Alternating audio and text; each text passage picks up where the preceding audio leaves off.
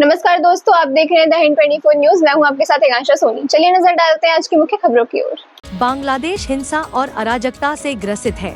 निर्वाचित प्रधानमंत्री के त्यागपत्र देने और देश छोड़ने के बाद अराजक तत्व हावी हो गए हैं। कानून व्यवस्था सर्वथा निष्प्रभावी हो चुकी है। इस अराजक स्थिति में वहां के जिहादी तत्वों ने हिंदू समाज का बड़े पैमाने पर उत्पीड़न शुरू कर दिया है। ये बात गुरुवार को विश्व हिंदू परिषद के कानपुर प्रांत के प्रांत मंत्री राजू पोरवाल ने सस्किया घाट से निकली गई विरोध यात्रा में कही। बांग्लादेश में पिछले कई दिनों से हिंदू अल्पसंख्यकों के धार्मिक स्थानों, व्यावसायिक प्रतिष्ठानों और घरों को नुकसान पहुंचाया गया है। पूरे बांग्लादेश में हर जिले में यह वीभत्स कुकृत्य होने की सूचना है। कट्टरपंथियों के निशाने से शमशान तक नहीं बचे हैं। विरोध प्रदर्शन कर रहे लोगों ने विरोधी नारेबाजी करते हुए कहा कि मंदिरों को भारी क्षति पहुंचाई गई है। बांग्लादेश में शायद ही कोई जिला बचा हो जो इनकी हिंसा व आतंक का निशाना न बना हो। समय समय पर निरंतर अंतराल पर होने वाले ऐसे दंगों का ही परिणाम है कि बांग्लादेश में हिंदू जो विभाजन के समय 32% थे, अब 8% से भी कम बचे हैं।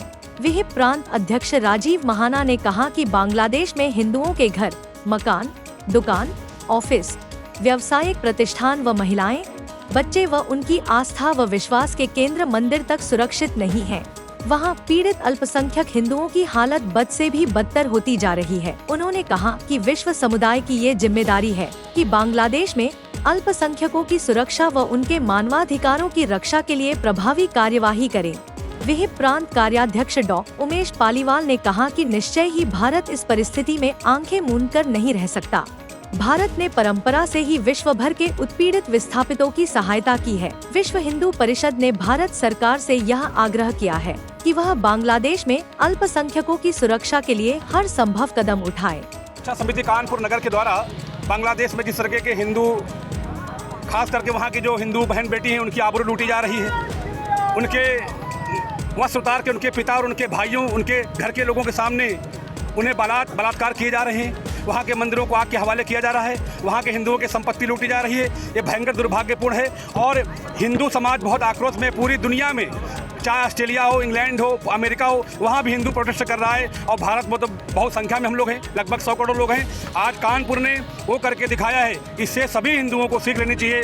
आज हम लोग यहाँ एकत्रित हुए हैं संतों की अगुवाई में, लाखों की संख्या में। आज कानपुर में सरसैया घाट है जहाँ पे आप खड़े हुए हैं। यहाँ पे पूरी सड़क भरी हुई हिंदुओं से, और हिंदुओं ने करके दिखाया है। इसी तरीके से लगातार करते रहना होगा। अगर आने वाले समय में हम हमारी संस्कृति को सुरक्षित करना चाहते हैं, अपने आप को, अपने पुत्रों को, अपनी बहन बेटियों को, अपनी संपत्ति को, अपनी संस्कृति को, तो हमें ऐसे ही लगातार संगठन का परिचय देना होगा और इन कट्टरपंथियों के विरुद्ध लगातार कार्रवाई की मांग करना होगा, अथवा खुद हमें मजबूत होना होगा ताकि मुंहतोड़ जवाब इनको दे सके हम लोग। देखिए, बांग्लादेश के अंदर सत्ता परिवर्तन के बाद जिस प्रकार से हिंदुओं का कत्लेआम हो रहा है, उनकी संपत्ति लूटी जा रही है, उनको समाप्त करने का जो षड्यंत्र चल रहा है, उसके विरुद्ध भारत का हिंदू समाज उनको नैतिक समर्थन देने और यहाँ की सरकार से आग्रह करने के लिए कि हिंदुओं की रक्षा हर कीमत पर हो, ऐसे सब प्रकार के प्रयत्न सरकार करे, ज्ञापन देने के लिए हम लोग डीएम के यहाँ जा रहे हैं। ऐसे ही तमाम खबरों के लिए जुड़े रहिए द हिंद 24 न्यूज के साथ।